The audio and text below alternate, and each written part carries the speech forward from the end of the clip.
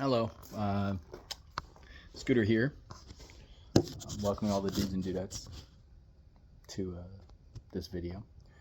I'm doing an MP brake disc conversion on my 54 Mercury, so I figured I'd videotape it. I really didn't see any videos out there on doing this specific conversion, so I don't know how many people are doing them on, fair lanes and shoebox Fords around this age. But it's pretty much the same thing as far as I know, but I could be wrong. Either way, hopefully this will help somebody. If not, then I just, posted a video for people to watch. I'm going to turn the camera around, show you the car, show you where I'm at with the brakes, and then we'll get into, socket sizes and what I have to do to get the old backing plate off and prep and assemble the setup for the new front disc brakes. This is the car. Again, it's 54 Mercury Monterey, 4-door. And the brake setup is pretty much... I've already got the drum off. And I've already broken that loose to make sure I could get all that done. I'm going to take the whole assembly off as one unit. Now, on the back side, I got a smaller nut here and then a bigger one down here. This one has a cotter pin in it, and this car has a lot of undercoating on it, so I had to use a pick to dig at this to get it all off. Just a right angle pick, and I just, dug it all out around all the bolts. On the other side. Now, when you take these bolts off, guess I got a bunch of crap on my magnet for my flashlight. When you take this bolt with the cotter pin and the other bolt with the cotter pin off, your steering arm disconnects from the back of the spindle. You can see it goes around the ball joint there, so it will fall off. So when you go to put it back together, you obviously got to put that back in. So at any rate, I'm going to go grab the sockets and everything and show you what size the sockets are, and then pull cotter pins and do all that stuff. All right, here we go. I don't have all my tools here yet. The camera's actually in the fender well of the car. It's kind of interesting. I don't make cars like this anymore, that's for sure. I really wish I didn't have my knee brace on right now.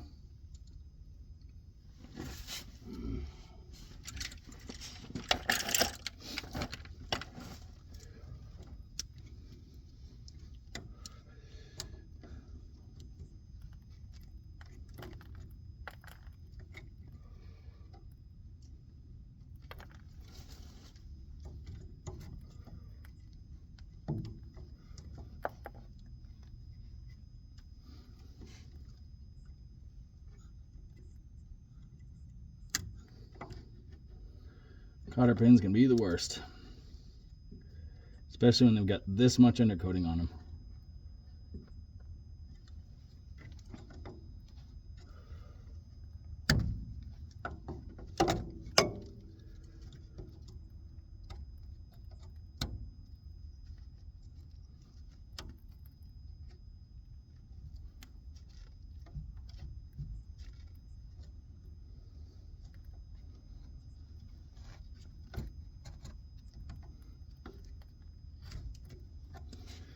Ugh.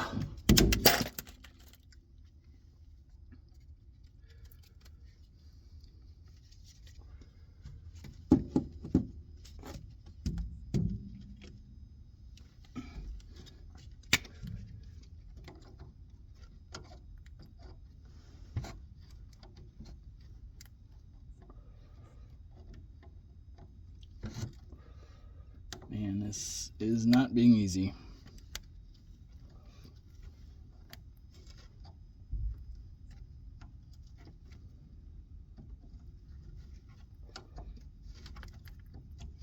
Angle is the worst.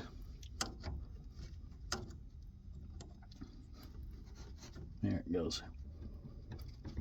Got it. Cotter pin number 1. There's another one on the other side. which unfortunately I'm not going to move the camera for you guys to see that one.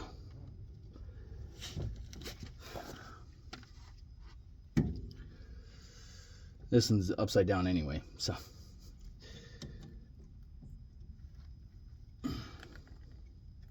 That one not being straight, it was not in vertically.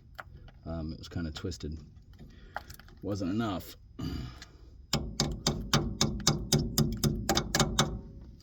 It was also hidden behind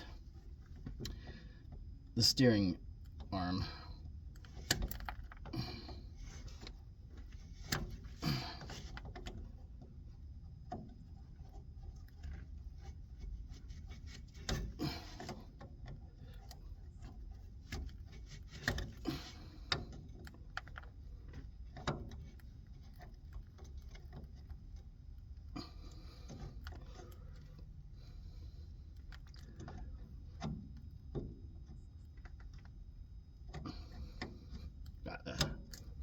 Got it. Ugh, it's really annoying. Annoying like that. This side is a 13/16.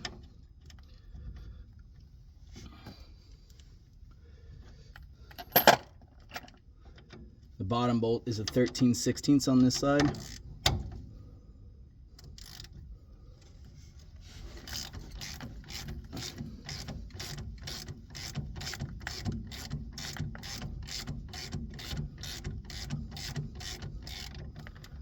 That one's broke loose. I believe this is the same size, the 13/16.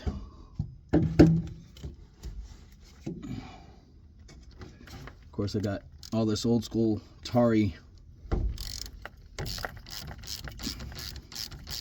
undercoating on it. That one's 13/16 as well.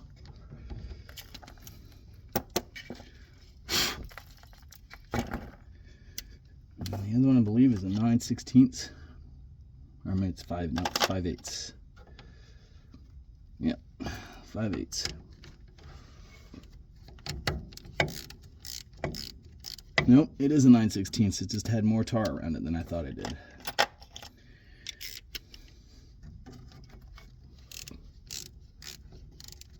There it goes. I'm fortunate enough to where I haven't really had to deal with this, but if you look on this side, kind of hard to see here. This bolt doesn't have a normal head. It's got a flat spot in it. I'm assuming that's supposed to ride up against this to keep it from turning. I guess that doesn't always work. So there is that. The bottom one, I didn't have to put a wrench on either because it's kind of jammed up against that same kind of dust cover for the old style rear boot. And of course this thing is just continuing to rotate around. It's not stopping. Yeah, just keep rotating. Alright, well, I'm going to stick my pick in here. And that should stop it from rotating because it's not, like I said, it doesn't have a normal head.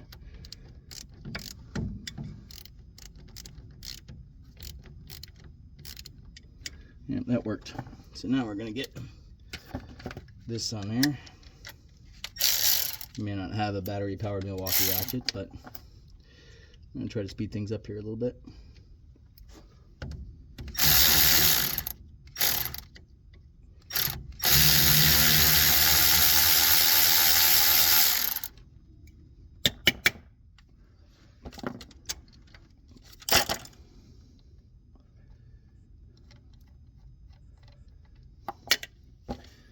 That one.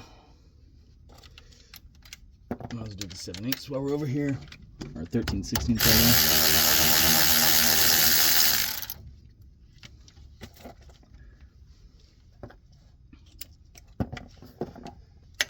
Turn the wheel, do the other side. I'm not turning it all the way because I don't want it to be locked up against the lower control arm. I want to be able to move stuff around, so that's why I haven't done that. I don't know if you want to do that. I don't know if it's what you want to do, but you'd have to be able to go to the other tire in order to turn the wheel otherwise, because you can see steering arm's already wiggling. And that's because I got both steering arm sides loose. That 13/16 bolt is off. The only thing I have left is the 9/16 that's up top.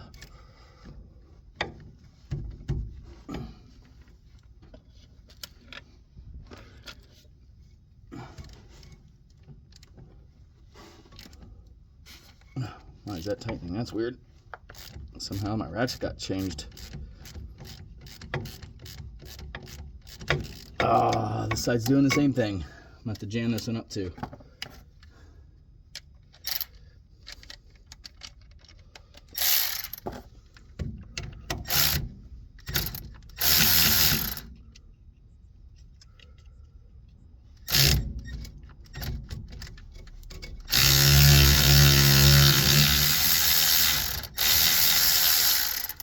There you go.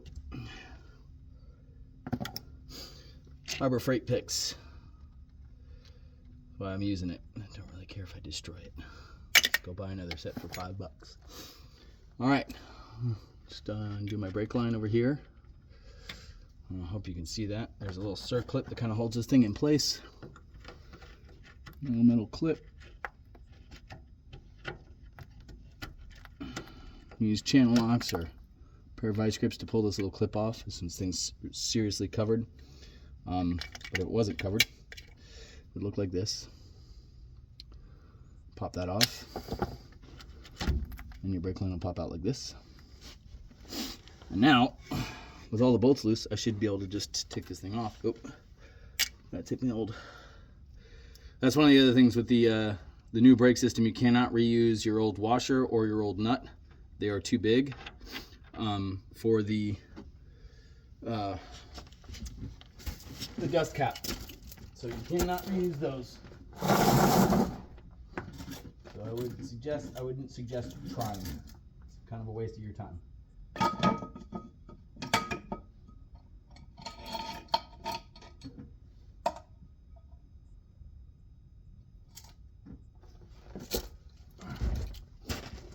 Drum set up right here.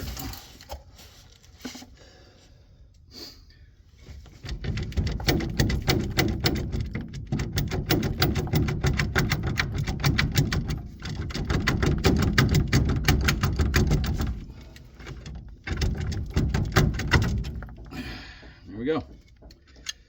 That's off. And then what I did is I just set that there, and then I took this and just plopped it like that. And that's my old brake system. Although I probably just jammed a bunch of dirt up in there. I did. That's fine.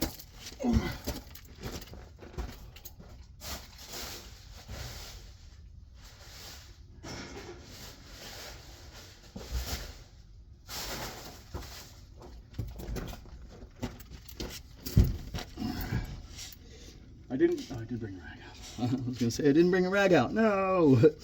All right. Now we got all that done. Next thing I would do is I'd make sure that this surface is super clean, because that's where your bracket that they send you is going to bolt onto. And it's a different bolt size, so be wary of that. Man, I wish I had another rag that was in worse shape so I could wipe all that off, which I can go get. I'll probably go get that. At any rate, hold please.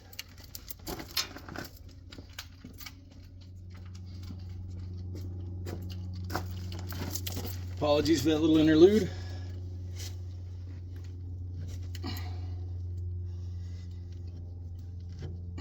This old grease is really sticky too.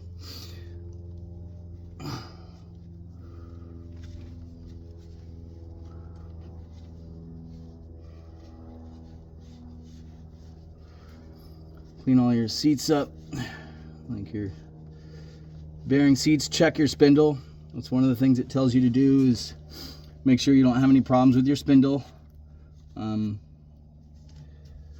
This is where the inner race sits. Here's where the outer race sits. So you want to make sure there's no grooves or scoring or any issues. And then your sealing surface, obviously you want to make sure that that's nice and smooth and is not scored or gouged, and then everything's good.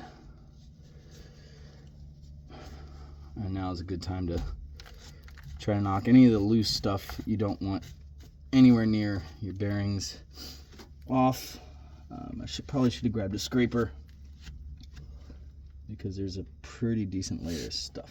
So one more time, please excuse the interlude.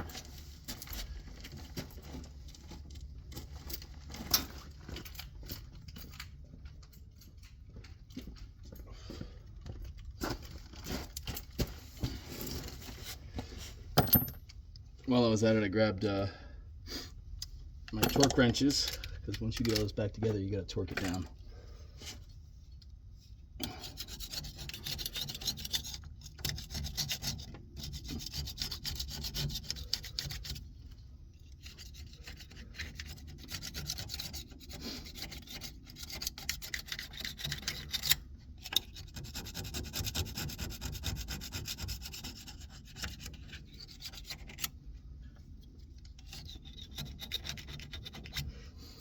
Also brought a wire brush.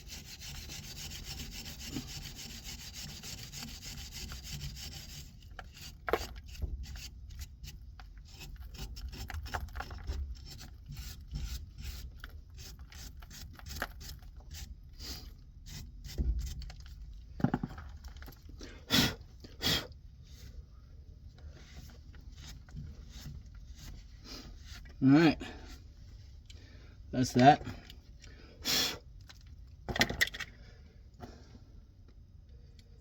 Get rid of all my old hardware, get all that out of the way so I don't mix it up and it's not taking up room, making everything confusing.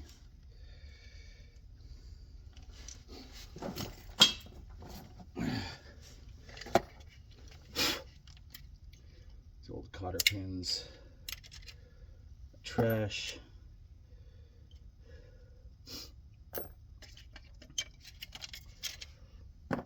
It's going to get thrown away.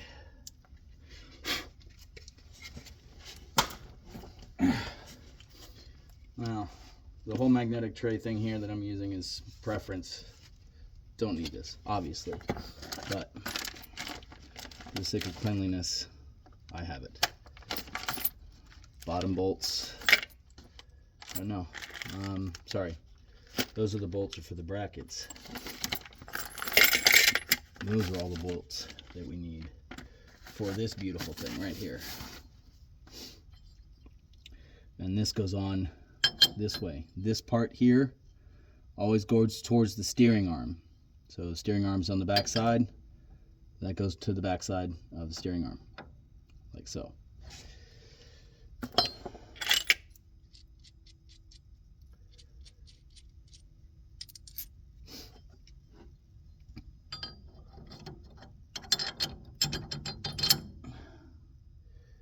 I forgot something.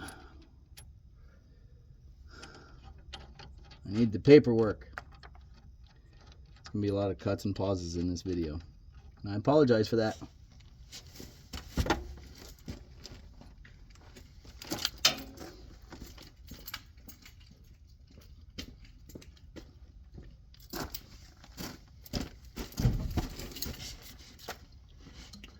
Don't have enough hands. It's important to keep this with you so that you don't install things improperly like I kind of just did.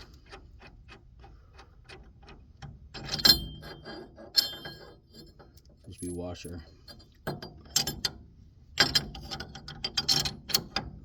Through the steering arm, make sure you get the steering arm.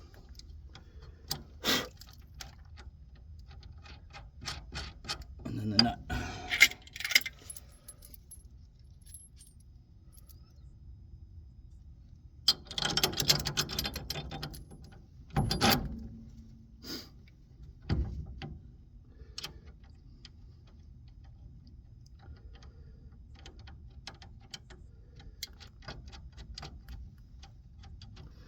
One thing I'm not really sure of is if I got any dirt between my steering arm and these bolts. I'm not really worrying about it because I'm going to probably put a couple hundred, about 100 miles on it, and I'm going to get back underneath here, pull the wheel off, and make sure everything's still good. Thankfully, it's a hub all by itself, not with the rotor in it, rotor attached. So I don't have to worry about pulling the bearings and everything apart and having to deal with all that. So that is one of the biggest reasons why I chose this kit, is that I should be able to find a rotor for this thing forever. And even if it doesn't have the right holes in it, I can modify it and make my own holes so that it'll fit over the studs. All right. Just like I showed you, that little bump out goes towards the steering arm. So the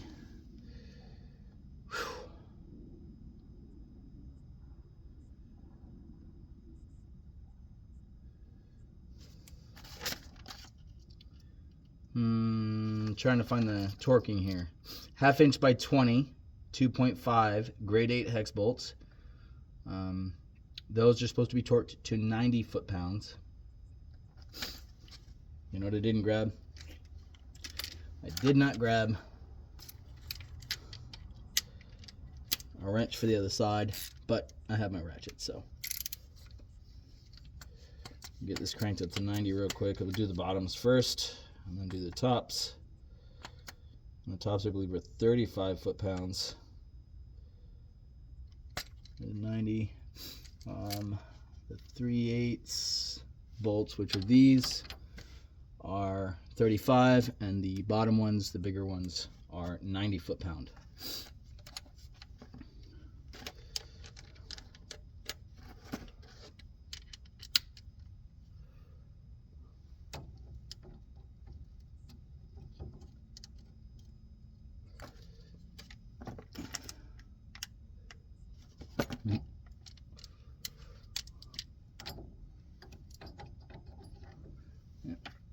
And the socket size for these is 3/4, not 13/16 from the previous bolts.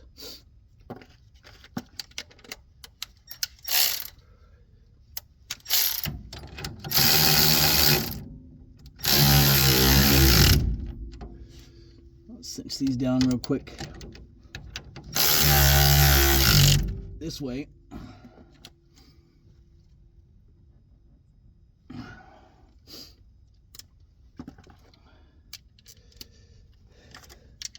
The 3/8 are still 9/16.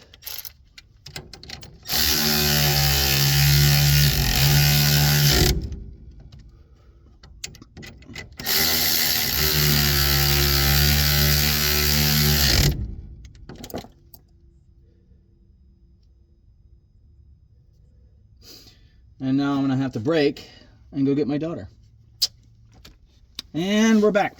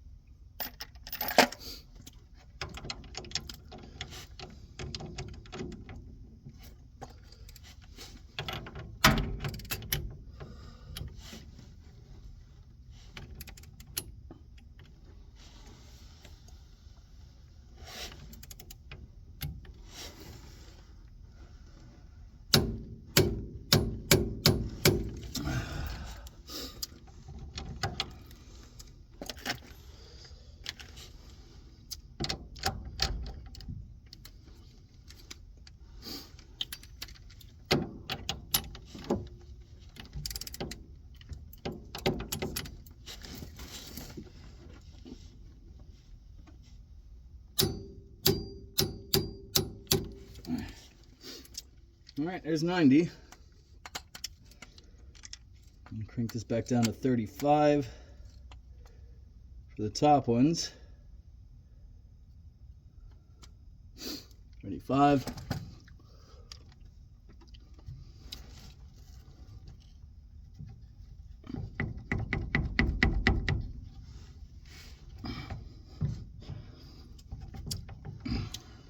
I should have known better. I'm gonna let that just chill like that.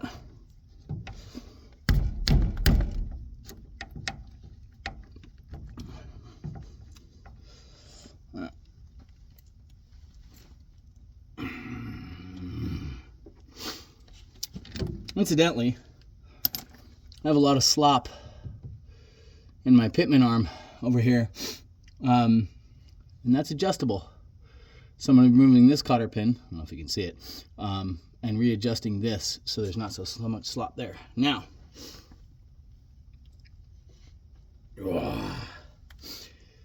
it's time for the brackets. I believe all those get torqued to 35 foot-pounds as well. They're all 3/8. All right, here's the brackets. This is the upper one, and it straddles that upper ball joint arm like this, and washer and bolt, 3/8. At this point, you could put, I suggest it, I'm not doing it right now, cars should be fine, a little bit of anti-seize on these bolts, just because you got steel going to aluminum, and it can oxidize.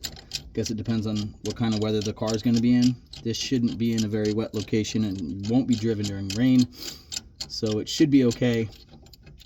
You can either put grease or anti-seize, anything that'll keep the moisture away from, out of the threads.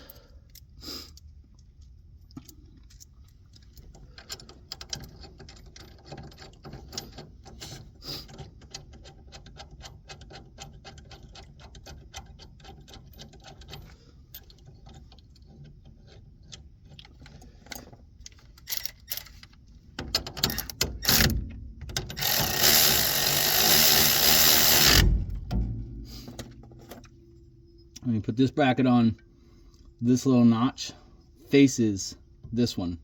So don't install it this way, install it this way.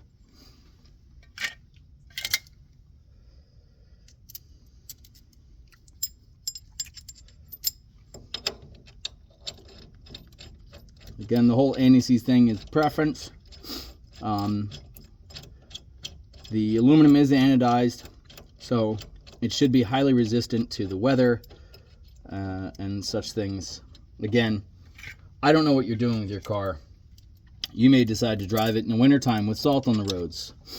And if that's the case and that's what you're going to do, I would highly suggest putting something on these threads to keep the moisture from being able to get in there.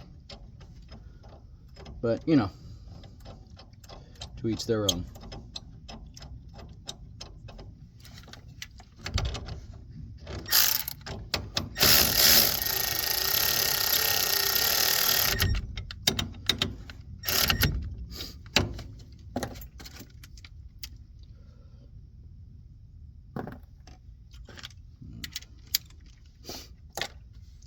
Torque the top two and all four of these at the same time because they're all the same torque.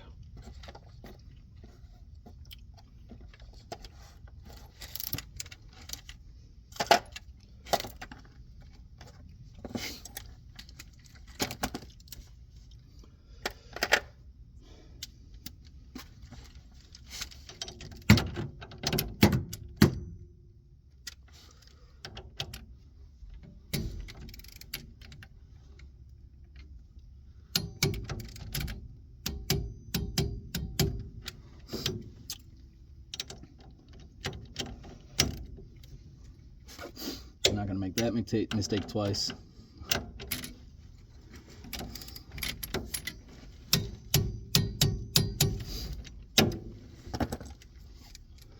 I just got to torque. Back ones. Oh, it's going to hit the camera.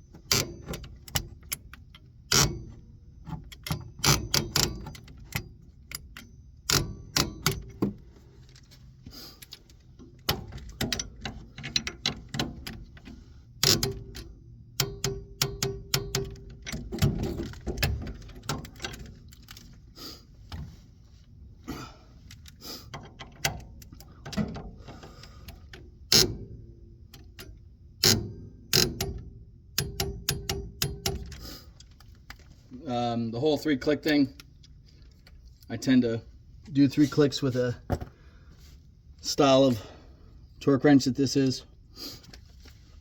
And then I give light pressure each time it clicks. I go a little bit lighter because you can still get a little bit of rotation out of it once it clicks that first time. So that's that. All the bracketry is now on for this. Now we can install the hub, which I do have already ready to go. If you don't know how to pack bearings, there's plenty of videos out there on how to pack bearings. Highly suggest going to watch one of those. And we'll be grabbing a little grease, and I'll put a little bit of grease around where the seal rides. I'll put a little bit of grease on this all the way around, just very, very thin coat, and mostly on this edge here. I don't put it back there. I let the seal push it back. You don't want a lot of grease sitting back here because it'll collect dirt and destroy your rear seal. And I put a little grease on the shaft here and on the shaft here. Pretty much coat the whole thing. So if any dirt or metal does decide to come off of the bearings and whatnot, it'll stick to this and not sit there and run through your bearings. So let's pause this again, and I'll be right back. And we're back. I've had this grease probably close to 20 years. Some pretty old grease, but this is just multi-purpose, high-temp wheel bearing grease. And this is a lead acid resistant brush. It's used mostly for like sweating pipe, doing copper work and whatnot. I just pretty much put a little bit of grease all the way around the spindle, grease everything up, and then as far as where the seal goes, I pretty much just do this right here with this brush, and it puts a little bit of grease just around the edge of the lip. And if it doesn't, I'll do this. I don't want a lot on there. Like I said, if there's grease buildup on the backside, it'll just collect dirt and it'll destroy your seal eventually. So that's something you want to happen to your brand new setup. Old grease. So there's that. This is the new setup. This is a dust cup. Again, put a little bit of grease on the inside of the dust cup. Bearing. And the hub. This back seal, I've already greased the inside lip of that seal. So don't have to do it again, but I got a little bit of extra grease on my fingers from taking that bearing out. So I'll do that. Slide this on. Take your front bearing. Press that in by hand. Get the grease off my fingers. Now here's one of the things about this washer. I don't know if you've seen it before, but these are usually made by a press punch. It's like a die and an opposite die, and it stamps it out. And one edge is rolled and one edge is really sharp. I generally put the rolled edge towards the bearing. I never put the sharp edged that direction. I'm not sure if it matters. It's just what I do. And then we have our nut. Sometimes if you look at the nut, you'll see there's a chamfered side and a flat side. This kind of looks even, but if it has a flat side, I generally put the flat side towards the bearing. Well, that's not good. Why doesn't this want to thread on? Towards the washer, towards the bearing, one or the other. Well, that's not cool.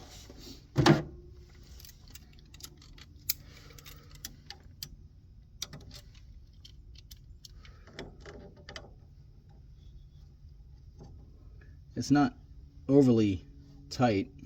I just can't spin it by hand.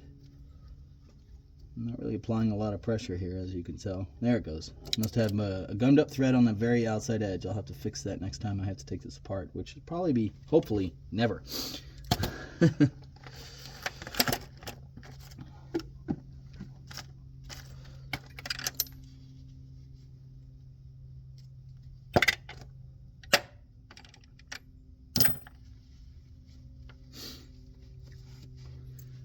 Now, it does say to torque this bolt to 5 to 10 foot-pounds, I believe. Yep, right here. 5 to 10 foot-pounds, and rotate it a couple times in between every time you do that. I'm not gonna do that, probably because I don't have a socket, a 3/8 drive socket that'll fit on there, and a torque wrench that goes down to that much. So I'm gonna do it the way I was taught, and that's pretty much to snug it up, spin it, back it off, snug it up, spin it, back it off, really tight, not really tight, but you know, spin it a couple times. And that's the third time. This is the last time I do this. I come off, I go till it gets snug, and then I'll go a little bit more. They say a 1/16 of a turn in the instructions, but I just go a little bit more. And this is the braking period. And again, in like 100 miles, I'll break all this apart again. I might open up this dust cap, pull the cotter pin, check the torque here, and slop here, because these bearings will seat, and you can start to get a little bit of play in the taper bearings. So you need to retorque those and check those. I would say about after the first 100 miles. You can check them again if you want after about another 200 after that, but you should be good after that. I generally just jack the car up and wiggle the wheel, and if it feels loose, I tighten it. Cotter pin. I always put my cotter pins in from the top. I'm going to put the long side facing out, although this one wants to sit in sideways, so fine. It can sit sideways. If they go sideways, I pull one to the left, one to the right, and wrap it all the way around. If they want to sit forward and back, it depends on the style of cotter pin you have. I pull one up and around the entire head, so pretty much like this, which is how I'm going to do this one. Pull that one up and around like this, and then I take this one here and I just cut it flush. I don't bend them both. I just bend the one. This is the super tricky part, and that's putting the dust cap on. Now what I like to use is a dead blow hammer, such as this. But you got to be careful that you don't dent it. Now, I had a bit of an issue getting the other side on, so now I'm going to switch to a roll pin type chisel. Yep, there it went. I did it again. I don't know why. These things don't like to go in. They're a real pain. The only way to do it real easily is if you had a socket that fit around the outside of this, which I don't have. So I just sit here and battle with it until I get it to finally seat, which is obviously a real pain in the neck.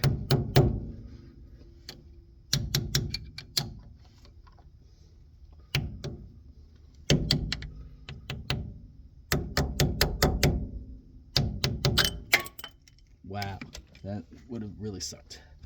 Luckily I didn't get any rocks or dirt inside of it. This is irritating me. At any rate, I'm probably going to stop the video because no one wants to watch me sit here and struggle with this thing the whole time I'm trying to get it to go in. Oh, that was a debacle. Anyway, it's on. And then I just go around and tap on the outside edge, and kind of tone changes. There might still be a little gap, and that's kind of okay, because when you go to take it off, it won't be as hard to take off. It is not going to pop off. You'll see what I mean when you go to put it on. It's very hard to put on without damaging it in some way, shape, or form. The center might kind of go in a little bit, not a big deal. Getting it started is probably the absolute hardest thing. Now it's the rotor. Rotor's pretty basic, pretty simple.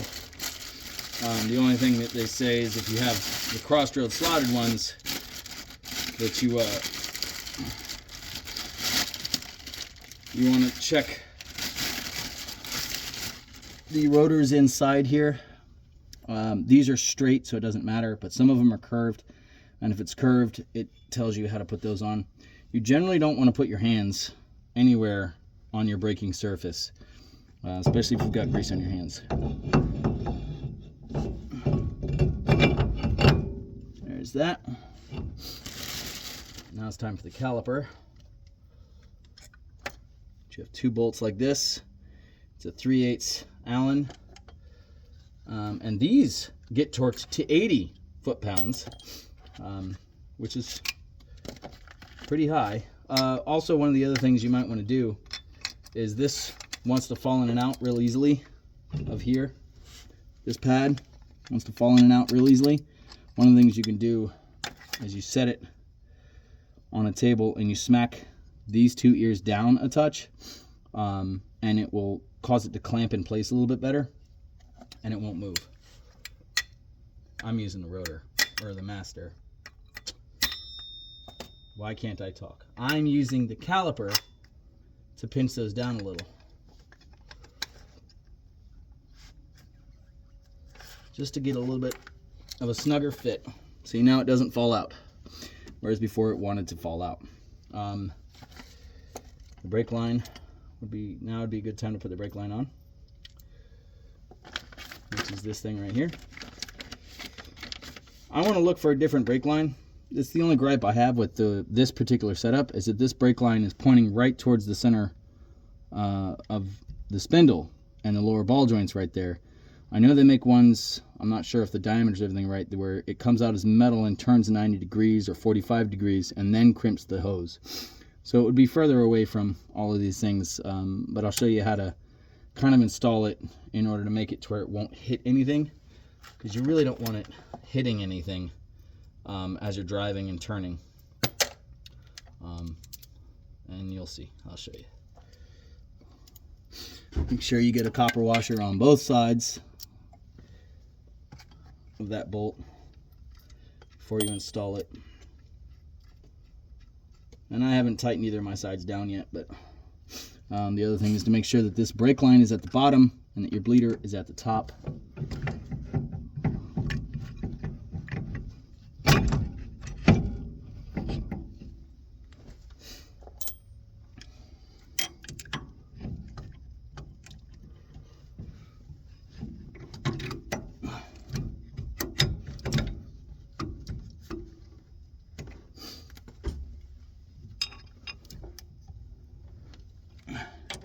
May have to pull up and down to get the caliper to sit in the right spot.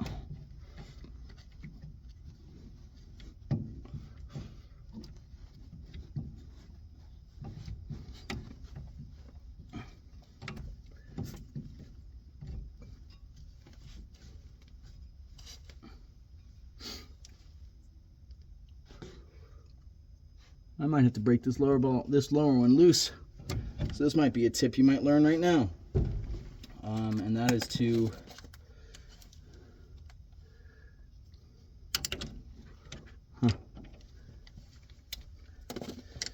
not snug these down and torque them until you've got the caliper in place.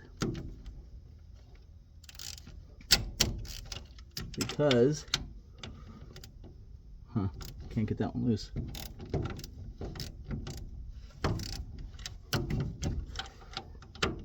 Doesn't want to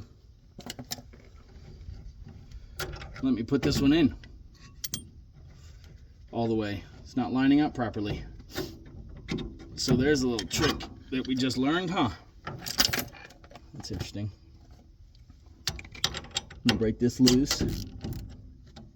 It's got a little bit of play in it. So I can get all this lined up better. I can torque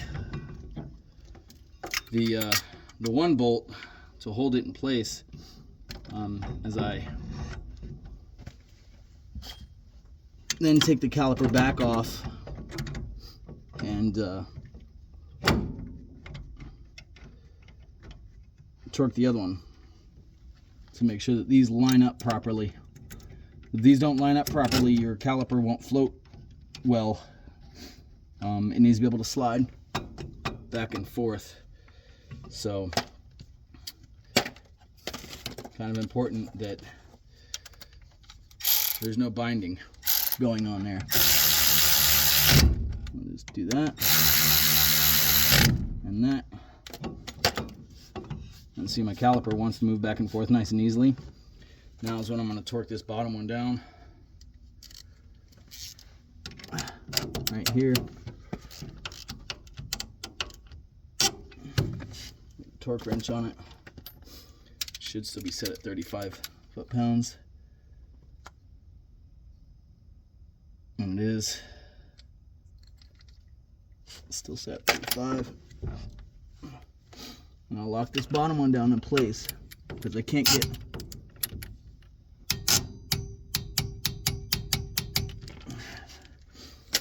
get my socket on the other one with the caliper in place. So back this one back out, back this one back out. Slide the caliper back off. And I'll drop my light. I'll torque that other one.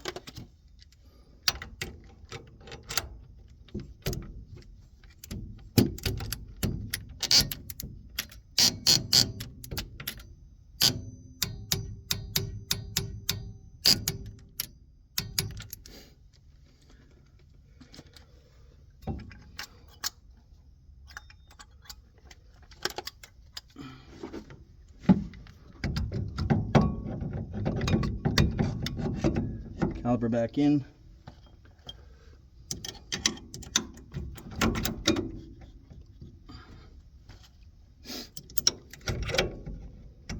And everything should line right back up again.